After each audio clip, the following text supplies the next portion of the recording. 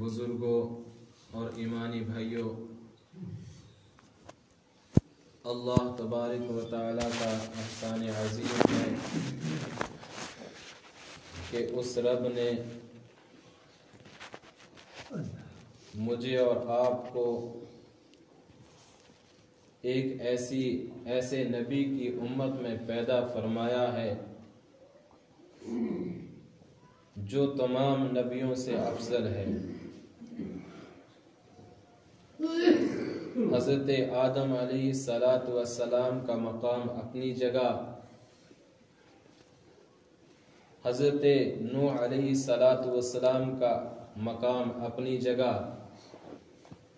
اور ان کے علاوہ جتنے بھی انبیاء کرام دنیا میں آئے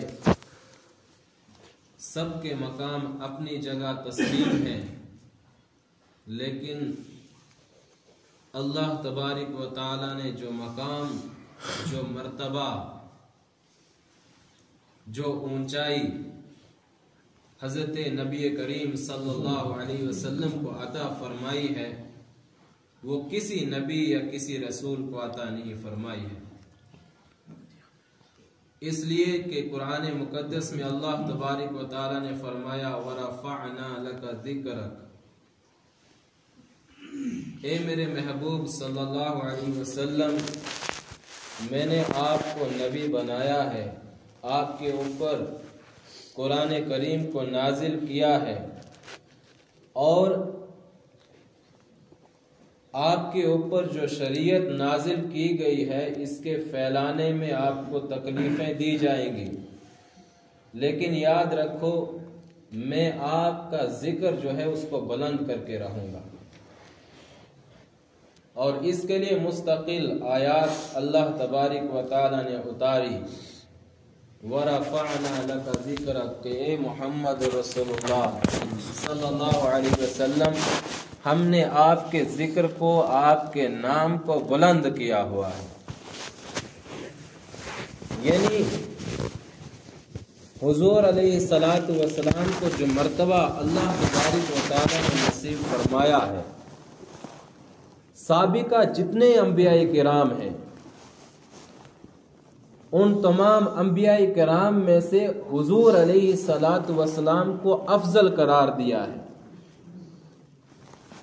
اور افضل اس طریقے سے قرار دیا ہے کہ اس دنیا میں جتنی چیزیں بنائی گئی ہیں، جتنی نعمتیں بنائی گئی ہیں، وہ محض اللہ کے نبی، آخری نبی صلی اللہ علیہ وسلم کے صدقے میں بنائی گئی ہیں۔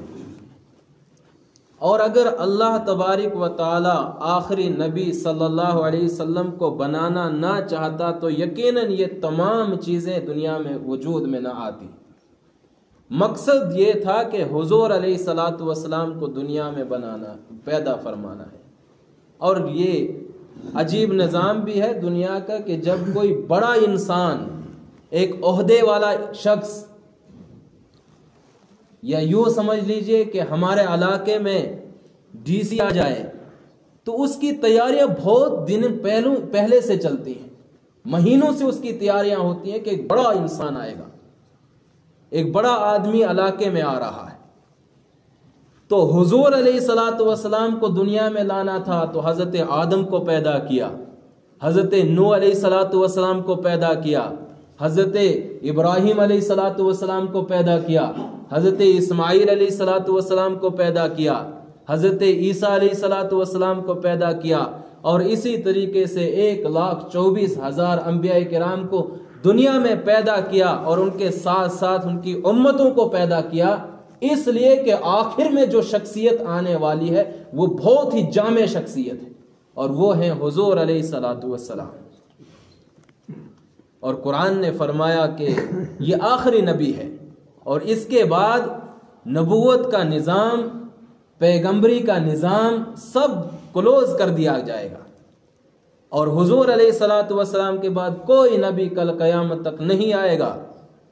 نبوت کا دروازہ کلوز کر دیا گیا، بند کر دیا گیا، اور اگر خدا نہ خواستہ دنیا کے اندر کوئی شخص حضور علیہ السلام کے بعد نبوت کا دعویٰ کرتا ہے تو وہ جھوٹا ہے، مکار ہے، فریبی ہے اور کاذب ہے وہ شخص۔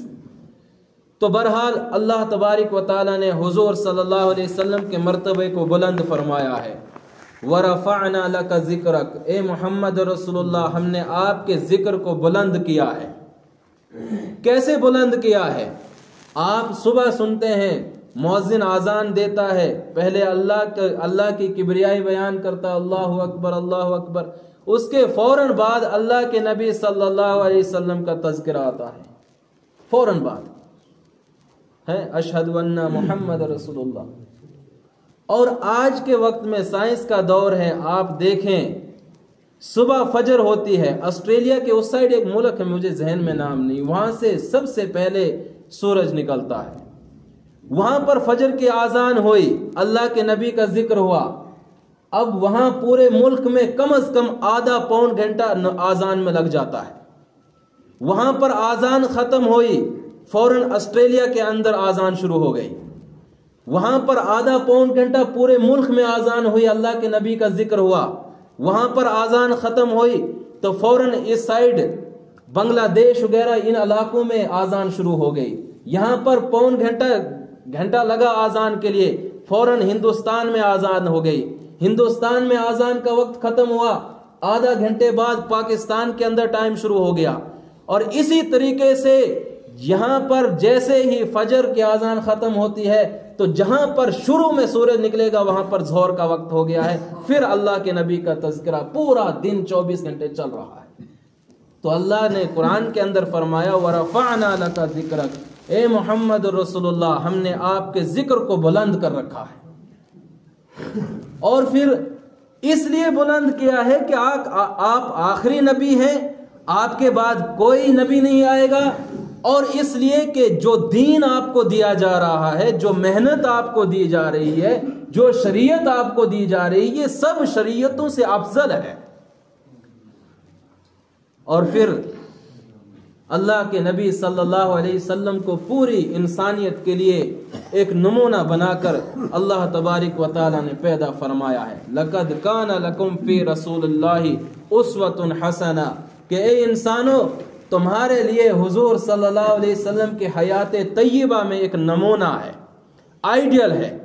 آج کے وقت میں ہر شخص اپنا ایک آئیڈیل چنتا ہے، بعض لوگوں کو بھوت سوار ہوتا ہے فلمیں مووی دیکھنے کی، وہ ہیروز کو اپنا آئیڈیل چنتا ہے، بعض لوگوں کو سیاست کے اندر اچھی مہارت ہوتی ہے، وہ کسی سیاست دان کو اپنا آئیڈیل چنتا ہے، کوئی پڑھنے کا زیادہ شوقین ہے تو وہ کسی مورخ کو اپنا آئیڈیل چنتا ہے، اسی طریقے سے کوئی کھیل کے میدان میں شوق رکھتا ہے، وہ کسی کھلاڑی کو اپنا آئیڈیل چنتا ہے۔ لیکن یہ تمام آئیڈیل، یہ تمام نمونے جن کو ہم بنا رہے ہیں، یہ وقتی طور ہیں، اور ان کے اندر اللہ تبارک و تعالی نے کامیابی کا کوئی وعدہ نہیں رکھا، بلکہ قرآن میں اللہ نے کہا لَقَدْ كَانَ لَكُمْ فِي رَسُولِ اللَّهِ أُسْوَةٌ حَسَنَةٌ، کہ اگر تمہیں آئیڈیل کسی کو بنانا ہے تو وہ محمد رسول اللہ ہے، اس کے علاوہ تمام آئیڈیل جھوٹ ہیں، تمام نمونے جھوٹ ہیں، تمام نمونے بیکار ہیں۔ اگر تم دیکھنا چاہتے ہو تو حضور صلی اللہ علیہ وسلم کو دیکھو، کس طرح ایک دیہاتی حضور صلی اللہ علیہ وسلم کی مجلس میں آیا، اور آ کر اس کو حاجت ہوئی، پیشاب لگا، وہ مسجد سے باہر نکلا، ذہن میں پیشاب کر گیا، صحابہ کرام کو غصہ آ گیا کہ مسجد اللہ کا گھر ہے، اس کے اندر اس شخص نے ناپاکی کر دی، اس کو ڈانٹنے کے لیے گئے، حضور علیہ الصلوۃ والسلام نے فرمایا کہ ہرگز اس کو مت ڈانٹنا، اس کو پیشاب سے فارغ ہونے دو۔ اس دیہاتی نے پیشاب مکمل کیا تو اس کو بلایا کہ ادھر آ جاؤ۔ اللہ کے نبی صلی اللہ علیہ وسلم نے کہا کہ دیکھو، ہر شخص کا ایک نیچر ہے کہ اس کا گھر صاف ستھرا رہے، انسان کی فطرت میں ہے یہ بات کہ اس کا ماحول جو ہے وہ صاف ستھرا رہے، اس کے گھر کی صفائی ہو۔ اسی طرح اللہ تبارک و تعالیٰ بھی اپنے گھر کی صفائی چاہتا ہے، صاف ستھرا چاہتا ہے، اس لیے آئندہ یہاں پر آپ پیشاب نہ کریں، آئندہ گندگی نہ کریں۔ اب یہ جب دیہاتی لوٹنے لگا تو دیکھا کہ یہ پیدل ہے، اس کے پاس سواری نہیں، حضور صلی اللہ علیہ وسلم نے تحفے میں ایک سواری عطا کی کہ یہ لیجئے، یہ میری طرف سے آپ کو گفٹ ہے۔ یہ شخص جب اپنے قوم کے اندر، اپنے علاقے کے اندر گیا تو اس نے یہاں پر واقعہ سنایا کہ میں ایک ایسے شخص سے ملا کہ جس کے عبادت خانے کے اندر میں نے پیشاب کیا، لیکن اس نے مجھے مارا نہیں، اس نے مجھے ڈانٹا نہیں، اس نے مجھے بھگایا نہیں، بلکہ مجھے سمجھایا کہ یہ صاف جگہ ہے اور اس کو گندا نہیں کرنا چاہیے، اور اس کے باوجود کہ میں نے وہاں پر گند کی مجھے ہدیہ دیا، مجھے تحفہ دیا۔ تو مورخین نے لکھا کہ اس کے اس بیان بازی پر 300 افراد اس قوم سے آئے اور حضور صلی اللہ علیہ وسلم کے پاس اسلام قبول کیا۔ یہ ہے اسوہ رسول اللہ صلی اللہ علیہ وسلم کا۔ اور اللہ تبارک و تعالیٰ نے نمونہ یوں ہی نہیں بنایا۔ جس وقت حضور صلی اللہ علیہ وسلم ہجرت کر کے مدینہ جا رہے تھے تو حضور صلی اللہ علیہ وسلم چاہتے یہ تھے کہ میں جاتے جاتے بیت اللہ کے اندر جاؤں اور وہاں پر عبادت کروں، لیکن اس وقت بیت اللہ کی چابی ایک کافر کے ہاتھ میں تھی، اس کا نام عثمان تھا، عثمان غنی نہیں، یہ دوسرا عثمان ہے، اس کے پاس چابیاں تھی۔ حضور صلی اللہ علیہ وسلم نے کہا کہ بھائی مجھے میری خواہش ہے کہ میں عبادت کروں اللہ کی پھر جاؤں، تو اس شخص نے کہا کہ میں چابیاں نہیں دوں گا، میں بیت اللہ کا دروازہ نہیں کھول سکتا۔ تو حضور صلی اللہ علیہ وسلم نے فرمایا کہ اے عثمان یاد رکھو آنے والے اوقات ایسے ہیں کہ جس پوزیشن پر میں ہوں میں تم سے چابیاں مانگ رہا ہوں، کل ایسے حالات آئیں گے کہ یہ چابیاں میرے ہاتھ میں ہوں گی اور تو محتاج ہوگا مجھ سے یہ چابیاں مانگنے کے لیے۔ حضور صلی اللہ علیہ وسلم بیت اللہ کی طرف مڑے اور کہا کہ اے بیت اللہ، اے مکہ، مجھے بڑا پسند ہے تو، میرا جی نہیں چاہتا تجھے چھوڑ کر جانا، لیکن یہاں کے بسنے والوں نے میرے اوپر زمین کو تنگ کر دیا ہے، اس لیے چھوڑ کر جا رہا ہوں۔ پھر موقع آیا فتح مکہ کا۔ فتح مکہ کے موقع پر حضور صلی اللہ علیہ وسلم فاتح کی حیثیت سے داخل ہوئے۔ تمام کفار مکہ جو تھے، بڑے بڑے قریش، سب سر جھکائے ہوئے ہیں کہ آج تو گردنیں اڑنی ہے، آج تو خاتمہ ہونا ہے، اس لیے کہ ملک کو آزاد کر دیا ہے حضور صلی اللہ علیہ وسلم نے۔ جب پہنچے تو کہا کہ عثمان چابیاں لاؤ۔ اب وہ شخص چابیاں لے ہوئے ڈرتا ڈرتا حضور صلی اللہ علیہ وسلم کے ہاتھ میں چابیاں تھما دی، اور حضور صلی اللہ علیہ وسلم نے بیت اللہ کا دروازہ کھولا اور جا کر عبادت کی، اللہ کا شکر ادا کیا۔ اس کے بعد ساتھ میں حضرت ابوبکر صدیق ہیں، عمر رضی اللہ تعالیٰ عنہ ساتھ میں ہے، علی ساتھ میں ہے، عثمان ساتھ میں، حضرت عباس ساتھ میں، حضرت حمزہ رضی اللہ تعالیٰ عنہ ساتھ میں ہے۔ اب یہ سب سوچ رہے تھے کہ یہ چابیاں ہمیں مل جائیں تو بہتر ہے، لیکن حضور صلی اللہ علیہ وسلم کا اسوہ دیکھیے کہ عبادت کرنے کے بعد اس عثمان کو بلایا جس کے پاس سے چابیاں لی ہیں، اس کو بلایا کہ یہ لو، یہ چابیاں میں تمہیں ہی دیتا ہوں، اور میرا وعدہ ہے کہ کل قیامت تک یہ چابیاں تمہارے ہی خاندان میں چلتی رہیں گی۔ اور آج بھی وہ چابیاں اسی خاندان میں ہیں، بیت اللہ کی چابیاں جو ہیں آج بھی اسی خاندان میں منتقل ہو رہی ہیں۔ تو اس شخص نے روتے ہوئے حضور صلی اللہ علیہ وسلم کے پاس کلمہ پڑھ لیا کہ میں نے آپ سے کیا رویہ اختیار کیا کہ میں نے آپ کو عبادت کرنے سے روک دیا، لیکن اس کے باوجود آپ نے مجھ سے بدلہ لینے کے باوجود آپ نے مجھے معاف کر دیا اور چابیاں مجھے ہی دے دی۔ یہ ہے اسوہ رسول اللہ صلی اللہ علیہ وسلم، یہ ہے حضور صلی اللہ علیہ وسلم کی سیرت طیبہ۔ لیکن یہ ہمارے سمجھ میں نہیں آتی اس لیے کہ ہم پڑھتے نہیں ہیں، ہم سیرت کا مطالعہ نہیں کرتے ہیں۔ سیرت اگر ہم پڑھتے، ایک یہودی ایک نصرانی اس نے کتاب لکھی، اور کتاب لکھنے آج سے لگ بھگ 20 سال پہلے لکھی۔ اس نے پوری دنیا کے اثر انداز لوگوں کو جمع کیا ایک کتاب کے اندر، جس میں نیوٹن کو اس نے جمع کیا، شیکسپیئر کو جمع کیا، اور اس کے علاوہ ہزاروں کو جمع کیا۔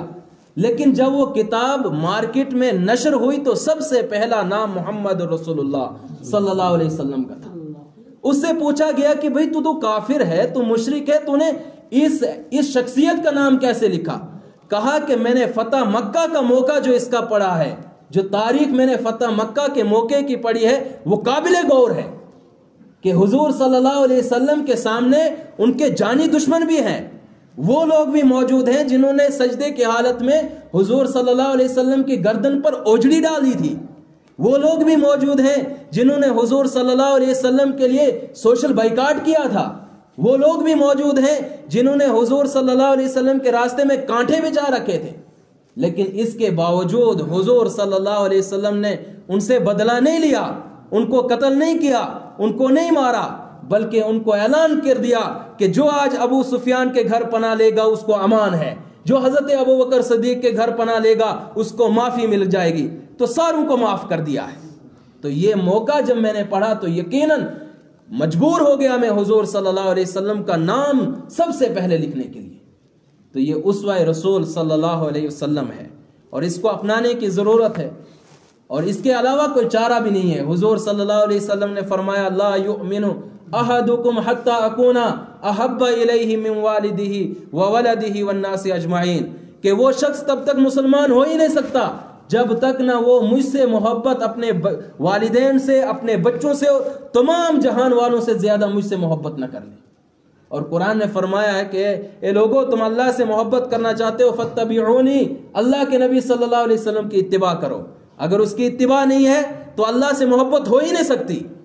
اللہ سے محبت کا دعویٰ جھوٹا ہے اگر حضور صلی اللہ علیہ وسلم سے محبت نہیں ہو سکتی. تو میرے ایمانی بھائیوں، حضور صلی اللہ علیہ وسلم کا اسوہ ہمارے لیے بہترین نمونہ ہے. حضور صلی اللہ علیہ وسلم کی زندگی ہمارے لیے بہترین نمونہ ہے. اس لیے نمونہ ہے کہ حضور صلی اللہ علیہ وسلم آخری نبی ہے اور آپ کے ذکر کو اللہ تبارک و تعالیٰ نے بلند کر رکھا ہے. اور اس کی مثال میں نے دے دی کہ آذان 24 گھنٹے ہو رہی ہے اور 24 گھنٹے، یہ 24 گھنٹے میں اللہ کے نبی صلی اللہ علیہ وسلم کا ذکر ہو رہا ہے ہر نماز کے اندر. تو اس طریقے سے اللہ کے نبی صلی اللہ علیہ وسلم کو ہمارے لیے نمونہ بنایا ہے. لیکن آج وقت ماڈرن ہے، ہم دوسروں کو نمونہ بناتے ہیں، کوئی ہیرو ہے، کوئی کھلاڑی ہے، کوئی کچھ ہے، کوئی کچھ ہے. لیکن حضور صلی اللہ علیہ وسلم کو نمونہ آخرت کی نجات ہے اور دنیا میں ترقی کا ذریعہ حضور صلی اللہ علیہ وسلم ہے. حضور صلی اللہ علیہ وسلم کے بغیر کچھ نہیں ہے. کوئی چیز حضور صلی اللہ علیہ وسلم کے بغیر مکمل ہو ہی نہیں سکتی. حضور صلی اللہ علیہ وسلم گھر میں آئے، حضرت عائشہ رضی اللہ تعالی عنہا بیٹھی ہیں، بیٹھی کیا سوئی ڈھونڈ رہی ہیں اور حضور صلی اللہ علیہ وسلم سے کہہ رہے ہیں کہ یا رسول اللہ مجھے سوئی نہیں مل رہی. حضور صلی اللہ علیہ وسلم جیسے فوراً گھر کے اندر داخل ہوئے سوئی نظر آ گئی. اتنا نورانی چہرہ اللہ نے عطا فرمایا تھا. لیکن آج افسوس ہے ہمیں اس چہرے سے محبت ہی نہیں ہے. ہم نہیں چاہتے کہ ہمارا چہرہ بھی نبی جیسا بنے، ہمارا چہرہ بھی حضور صلی اللہ علیہ وسلم کی طرح بنے. نہیں چاہتے ہیں، اس لیے کہ ہم نے آئیڈل جب مانا ہی نہیں. ہم نے اپنے لیے جینے کا جو طریقہ تھا حضور صلی اللہ علیہ وسلم نے بتایا تھا وہ ہم نے چنا ہی نہیں. ہم نے اس کے علاوہ راستے چنے، اس کے علاوہ اپنے لیے کچھ راہیں ڈھونڈی جس کی وجہ سے ہم ذلیل و خوار ہو گئے. اگر ہم نے راہیں وہ ڈھونڈی ہوتی جو حضور صلی اللہ علیہ وسلم نے بتلائی ہیں تو یقیناً کامیابی ہمارے قدم چومتی. تو اللہ تبارک و تعالی نے قرآن کے اندر فرمایا لَقَدْ كَانَ لَكُمْ فِي رَسُولِ اللَّهِ أُسْوَةٌ حَسَنَةٌ، کہ دنیا میں بسنے والے انسانوں تمہارے لیے حضور صلی اللہ علیہ وسلم کی حیات طیبہ میں بہترین نمونہ ہے. اس کے علاوہ کوئی نمونہ نہیں، اس کے علاوہ کوئی آئیڈیل نہیں ہے. حضور صلی اللہ علیہ وسلم کی حدیث میں نے آپ حضرات کے سامنے پڑھی. حضور صلی اللہ علیہ وسلم نے فرمایا کہ کوئی شخص مومن نہیں ہو سکتا جب تک نہ مجھ سے محبت ساری دنیا سے زیادہ نہ بڑھ جائے.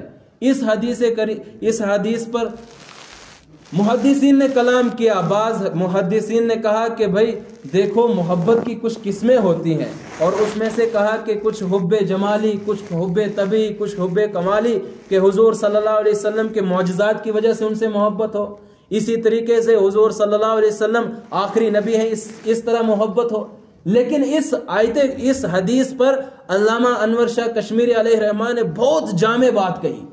انہوں نے فرمایا کہ دیکھو بھائی یہ سب چیزیں اپنی جگہ، حضور صلی اللہ علیہ وسلم معجزات کے ساتھ تھے، حضور صلی اللہ علیہ وسلم آخری نبی ہیں. لیکن اگر حضور کے پاس معجزات نہ بھی ہوتے، حضور کے پاس جمال نہ بھی ہوتا، تب بھی حضور صلی اللہ علیہ وسلم سے محبت ایمان کا تقاضا تھا. اس لیے کہ حضور صلی اللہ علیہ وسلم آخری نبی ہیں اور یہ آخری شریعت ہے. اس کے علاوہ کوئی چارہ کار نہیں ہے کہ حضور سے محبت کی جائے. حضور صلی اللہ علیہ وسلم کے اس اسوہ حسنہ میں داخل ہے. حضور صلی اللہ علیہ وسلم جب شروع اوقات تھے اسلام کے، ایک بڑھیا وہ اپنے گاؤں سے نکلی ہوئی ہے کہ کہیں ڈر ہے کہ محمد رسول اللہ کی وہ صدا میرے کان میں پہنچ جائے تو اسلام مجھے قبول کرنا پڑے. یہ چلی جنگل سے گزر رہی ہے، اس کے پیٹھ پہ ایک گٹھڑی ہے. اب حضور صلی اللہ علیہ وسلم سے اچانک اتفاقاً ملاقات ہو گئی. حضور صلی اللہ علیہ وسلم نے فرمایا کہ اے امی یہ گٹھڑی، یہ بوجھ مجھے دے دو، میں اٹھا کر لے جاتا ہوں. تو یہ چلے حضور صلی اللہ علیہ وسلم اٹھا کر اور راستے میں پوچھ رہے ہیں کہ بتائیں میاں آپ کیوں یہاں سے بستی سے نکلے؟ کہا کہ ایک محمد ہے، کوئی شخص آیا ہے، وہ اپنے آپ کو نبی کہتا ہے، میں اس لیے بھاگی ہوں کہ کہیں مجھے بھی اپنے آبا و اجداد کا دین نہ چھوڑنا پڑے۔ جب یہ اپنے مقام پر پہنچی ہے یہ بڑھیا، تو وہ محمد اور رسول اللہ ساتھ ہیں۔ آخر میں پوچھتی ہے کہ اتنی ساری باتیں ہوئی پورے راستے، یہ تو بتاؤ تم ہو کون جس نے میری مدد کی؟ تو حضور صلی اللہ علیہ وسلم نے فرمایا کہ میں ہی وہ محمد ہوں، میں ہی وہ شخص ہوں جس نے کہا ہے کہ اللہ ایک ہے اور مجھے اپنا نبی تسلیم کرو۔ تو اس بڑھیا نے کہا کہ یقیناً تو ہی محمد ہو سکتا ہے، نبی کے علاوہ کوئی شخص ہماری مدد نہیں کرتا ہے۔ حضرت بلال حبشی رضی اللہ تعالیٰ عنہ کے متعلق آیا کہ جس وقت مشرکین ان سے چکی پسواتے تھے، حضور صلی اللہ علیہ وسلم کی ملاقات ہوئی اور کہا کہ اے بلال، پہچان نہیں تھی، بلال آپ ایک کام کرو، آپ آرام کرو، میں چکی پیسوں گا۔ ہم پروگرام میں گئے تھے، وہاں پر ایک بچے نے بڑی عجیب منظر کشی فرمائی تھی اس کی، بہت ہی عجیب۔ اس نے نعت پڑھا تھا، نظم، تو اس میں بڑی عجیب منظر کشی اس نے کی۔ بہت حیران ہوا میں کہ خدا نے ایسے ایسے بچوں کو پیدا کیا ہے کہ ایسا واقعہ اس نے نعت میں پڑھا، عجیب، اس کا اثر ابھی تک دل پہ موجود ہے۔ تو حضور صلی اللہ علیہ وسلم وہ چکی پیسنے لگے تو اس نے آرام کر دیا غلام نے۔ حضور صلی اللہ علیہ وسلم صبح اٹھے چلے گئے۔ دوسرے دن پھر اس کافر نے کہا کہ آپ کام شروع کرو، تم غلام ہو، کام شروع کرو۔ پھر حضور صلی اللہ علیہ وسلم آگے کہ آپ آرام کریں۔ تیسرے دن اس غلام نے پوچھا کہ آپ ہو کون جو اتنی میری مدد کر رہے ہو؟ میں تو غلام ہوں، کافر کا غلام ہوں، آپ کیوں ہماری مدد کر رہے ہیں؟ کہا کہ میں نبی ہوں۔ تو اس غلام نے چیختے ہوئے کہا کہ یقیناً آپ ہی نبی ہو سکتے ہیں، اس لیے کہ ہم غریبوں کی، ہم محتاجوں کی، ہم غلاموں کی مدد صرف انبیاء کرام ہی کر سکتے ہیں، دنیا والا کوئی شخص نہیں کر سکتا ہے۔ تو حضور صلی اللہ علیہ وسلم پوری دنیا کے لیے ایک ایسا نمونہ تھے کہ ان کے علاوہ ہم تاریخ پڑھیں تو ہمیں اس کے علاوہ کوئی دوسری چیز نہیں ملتی ہے۔ ان کے علاوہ ہمارا دل کہنے پر مجبور ہو جاتا ہے کہ یقیناً حضور صلی اللہ علیہ وسلم کو اللہ نے جو چنا ہے وہ ایک عجیب اور غریب طریقے سے چنا ہے۔ حضور صلی اللہ علیہ وسلم، ایک شخص کو عہدہ مل جائے، میں امام ہوں، میں یہ سوچتا ہوں کہ بھائی میری ہی چلنی چاہیے۔ ایک ٹیچر، ہیڈ ماسٹر ہے، وہ اپنے اسکول میں سوچتا ہے کہ بھائی میری ہی یہاں پر چلنی چاہیے۔ ایک عہدے دار کا ایک مقام ہوتا ہے، وہ چاہتا ہے کہ میری ہی یہاں پر بات ماننی چاہیے۔ لیکن حضور صلی اللہ علیہ وسلم کو اتنا بڑا عہدہ ملا ہے، اتنا بڑا مقام ملا ہے، لیکن جینے کا سلیقہ یہ ہے کہ یتیموں کے ساتھ بیٹھ کر کھانا کھا رہے ہیں۔ طریقہ جینے کا یہ ہے کہ فقیروں کے ساتھ بیٹھ کر کھانا کھا رہے ہیں۔ طریقہ یہ ہے کہ حضرت ابو ہریرہ رضی اللہ تعالیٰ عنہ روایت فرماتے ہیں کہ حضور صلی اللہ علیہ وسلم کے گھر کے اندر مہینوں مہینہ چولہا نہیں جلتا تھا۔ لیکن افسوس ہے بعض لوگ اس حدیث کے اندر بھی تحریف کر چکے ہیں، کہہ رہے ہیں کہ نہیں جی حضور کے گھر میں روزانہ گوشت پکتا تھا۔ بہرحال یہ حدیث کے اندر تحریف ہے اور بچنا چاہیے قرآن اور حدیث کے اندر تحریف میں۔ تو حضور صلی اللہ علیہ وسلم خود بیان کرتے ہیں کہ میرے گھر کے اندر مہینوں تک چولہا ہی نہیں جلا ہے۔ لیکن مقام کیا ہے کہ اللہ کے نبی صلی اللہ علیہ وسلم سے اللہ فرما رہا کہ اے محمد آپ کہہ دو کہ ہود پہاڑ کو سونے کا بنا دوں، مجھے کوئی پرواہ نہیں، میں بنا دوں گا۔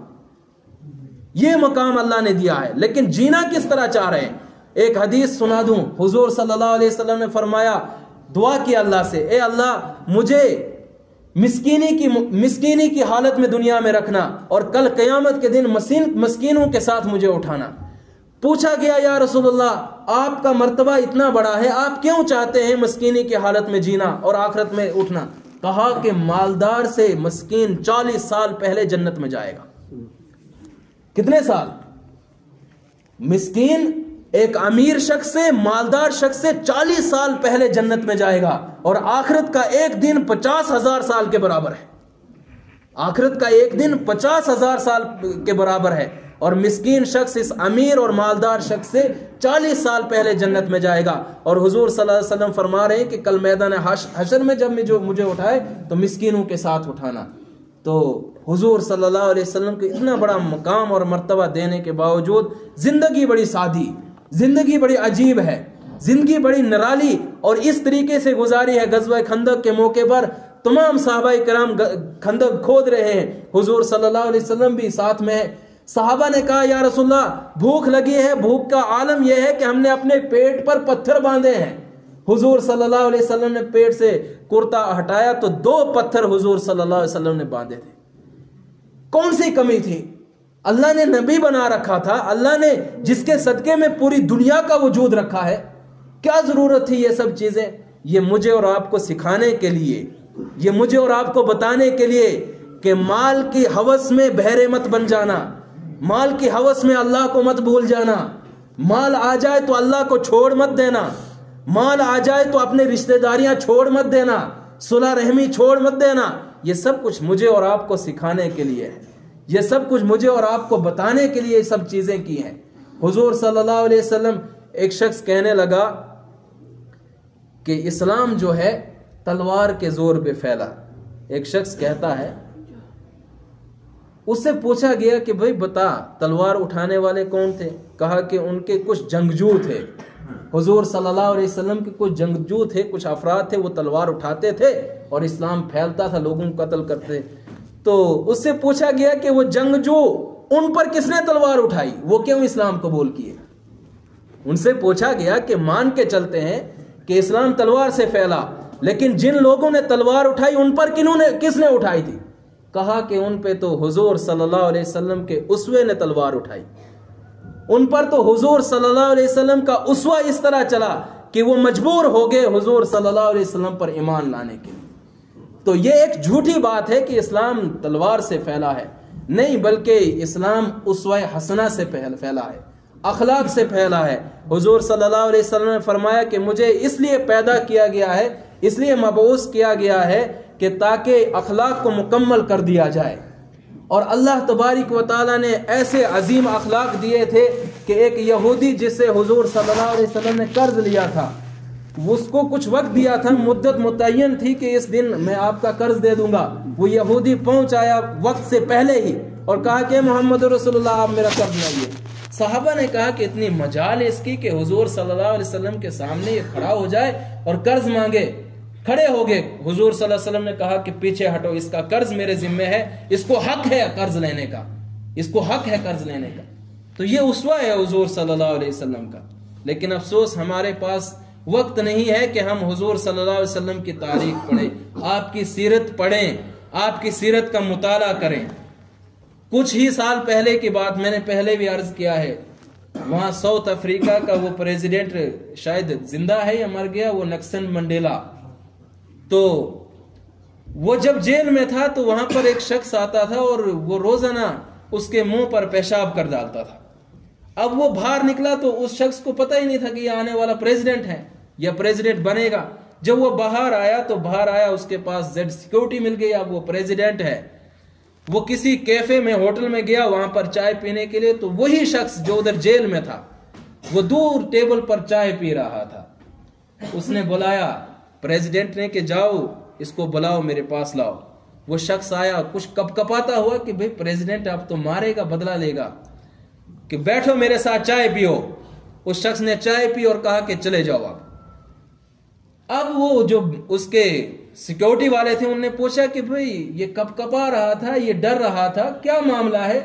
کہا کہ جس وقت میں جیل میں تھا تو یہ شخص اس لیے ڈر رہا ہے کہ یہ روزانہ میرے منہ پہ پیشاب کرتا تھا، اب میں باہر آ گیا، میں نے اس لیے اس کو چھوڑ دیا کہ میں نے حضور صلی اللہ علیہ وسلم کی سیرت کا مطالعہ جیل میں کیا، اور خاص کر فتح مکہ کے موقع کا مطالعہ کیا جہاں پر جانی سے جانی دشمن کو بھی معاف کر دیا، اس لیے میں نے اس کو چھوڑ دیا حضور صلی اللہ علیہ وسلم کی سیرت کی وجہ سے۔ وہ ایک غیر مسلم سیرت پڑھ رہا ہے اور اس پر عمل کر رہا ہے، اور عمل اس طریقے سے کر رہا ہے کہ اپنے کون ہے جو شخص اپنے منہ پر پیشاب کرنے والے کو معاف کرے؟ اس نے کہا چلے جاؤ، مجھے کوئی بدلہ نہیں لینا۔ ایک اور شخص، وہ ڈاکٹر تھا، 2 منٹ رہے ہیں، ایک شخص بیمار ہوا، چھوٹا بچہ ابھی 5-7 سال کا، بیمار ہوا، بارش لگی ہوئی، اس کی والدہ پریشان ہو گئی، وہ دوڑی اسی بارش میں، اس نے ڈاکٹر کو بلایا۔ ڈاکٹر نے کہا کہ دیکھو میں نہیں آ سکتا، بارش ہے، میری ڈیوٹی کا وقت بھی نہیں ہے، میں آرام کروں گا۔ لیکن اس کے دل میں خیال آیا کہ اگر میں آج نہ گیا اور اس کے بچہ مر گیا یا اس کی طبیعت زیادہ خراب ہو گئی تو میں مجرم ٹھہرایا جاؤں گا۔ یہ شخص پہنچا، ڈاکٹر پہنچا اس کے گھر میں، دوائی وغیرہ دی، اور پھر اس نے کہا کہ اگر اس کی طبیعت زیادہ خراب ہو گئی تو مجھ سے رابطہ کرنا، میں پھر آ جاؤں گا۔ یہ چلا گیا، کچھ سال گزرے، میڈیکل کالج کے اندر سالانہ پروگرام ہوا، اب یہ جو ڈاکٹر تھا یہ HOD بن گیا، اب یہ اپنے اور اس نے اپنے علاقے کے اپنے ملک کے وزیر اعظم کو بھی بلایا اور بیٹھے، پروگرام شروع ہوا، اور یہ اپنے شاگردوں کو جو آگے ڈاکٹر جن کو فارغ کرنا تھا ان کو وصیت کر رہا، ان کو کچھ نصیحت کر رہا کہ دیکھو آپ کو ایمانداری سے کام کرنا ہے، آپ کو بڑے اچھے طریقے سے کام کرنا ہے، اور اپنا یہ واقعہ سنا رہا ہے اور کہہ رہا ہے کہ میں ایک دن بارش لگی تھی اور ایک بچہ تھا جو بیمار تھا، لیکن میری طبیعت نہیں چاہ رہی تھی کہ میں وہاں جاؤں، لیکن ہمارا فرض یہ ہے کہ ہم وہاں پر جائیں اگر ایسے حالات آ جائیں۔ اب یہ بات کر کے ختم کر کے نیچے اترا تو پریزیڈنٹ جو تھا، پرائم منسٹر تھا، وہ اوپر اٹھ کے فوراً اس کے قدموں میں گر گیا، اس HOD کے۔ تو انہوں نے کہا کہ آپ اتنے بڑے آدمی اور میرے قدموں میں، کہا کہ میں 20 سال سے آپ کو ڈھونڈ رہا ہوں، میں 20 سال سے آپ کو ڈھونڈ رہا ہوں، اور میری والدہ نے کہا تھا کہ وہ ڈاکٹر تجھے ملے تو اس کے قدموں پر جھک جانا اور اس کو کہنا کہ آپ کی وجہ سے میں بچا ہوں، اور جو وہ بچہ ہے جس بچے کی آپ بات کر رہے ہیں وہ میں پریزیڈنٹ ہوں، وہ میں ہوں وہ بچہ جس کے لیے آپ رات کو آئے تھے۔ اور اس پریزیڈنٹ نے کہا کہ آپ نے اس دن کیوں آئے تھے، آپ چاہتے، آپ کی ڈیوٹی کا وقت نہیں تھا، رات ہو گئی تھی، کیوں آئے تھے؟ کہا تھا کہ میں نے سیرت نبی صلی اللہ علیہ وسلم کا مطالعہ کیا اور میں نے پڑھی کہ حضور صلی اللہ علیہ وسلم تکلیف زدہ لوگوں کے کام آتے تھے، جن کو پریشانیاں ہوتی تھی ان کے کام آتے تھے۔ مجھے فوراً وہ ذہن میں آ گئی سیرت کہ اگر آج میں اس بڑھیا کی بات کو نہیں مانوں گا تو میرا ساری محنت میری ضائع ہو جائے گی۔ میں نے سیرت نبی صلی اللہ علیہ وسلم کو پڑھ کر میں اس رات تمہارے گھر آیا تھا اور میں نے تمہاری وہ عیادت کی تھی۔ تو غیر اس سیرت سے اور حضور صلی اللہ علیہ وسلم کی سیرت سے سبق لے رہے ہیں، لیکن ہمیں بھی چاہیے کہ ہم بھی کچھ ہوش کے ناخن لیں اور حضور صلی اللہ علیہ وسلم کی سیرت پر کچھ مطالعہ کریں تاکہ دنیا اور آخرت میں ہماری نجات ہو جائے۔ اللہ سے دعا ہے کہ اللہ سب سے پہلے مجھے کہی ہوئی بات پر عمل کی توفیق عطا فرمائے، تمام سامعین کو کہی ہوئی بات پر عمل کی توفیق عطا فرمائے۔ وما علینا الا البلاغ۔